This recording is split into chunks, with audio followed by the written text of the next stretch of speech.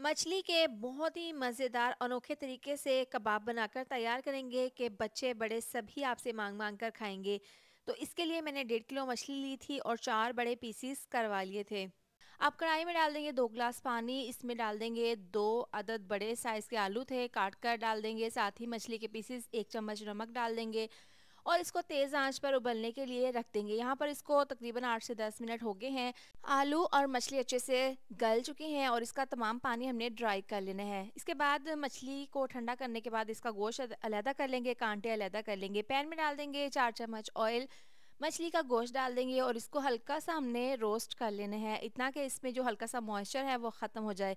इतनी देर में आप वीडियो पर प्यारा सा कमेंट लाजमी कर दिया करें। आलू को मैश कर लेंगे, कीमा डाल देंगे, इसके अंदर मछली का 1 चम्मच लहसुन का पेस्ट, लेमन जूस डाल देंगे और चंद सब्जियां डाल देंगे, प्याज, हरा धनिया, शिमला मिर्च और डाल देंगे बंद गोभी, नमक, कुटी हुई लाल मिर्च डाल देंगे, हल्दी पाउडर, साथ ही इसमें डाल देंगे पिसी हुई लाल मिर्च, धनिया पाउडर और पिसा हुआ गरम मसाला। ये डालने के बाद इसमें 1 अदद अंडा जाएगा, अच्छे से इसको हाथों से मिक्स कर लेंगे। अब ये मिक्स करने के बाद इसमें 2 चम्मच डाल देंगे मछली मसाला, इससे बहुत अच्छा सा फ्लेवर आ जाएगा। अच्छे से मिक्स करने के बाद आप हाथों पर ऑयल लगा लेंगे और इस तरीके से इसके कबाब तैयार कर लेंगे।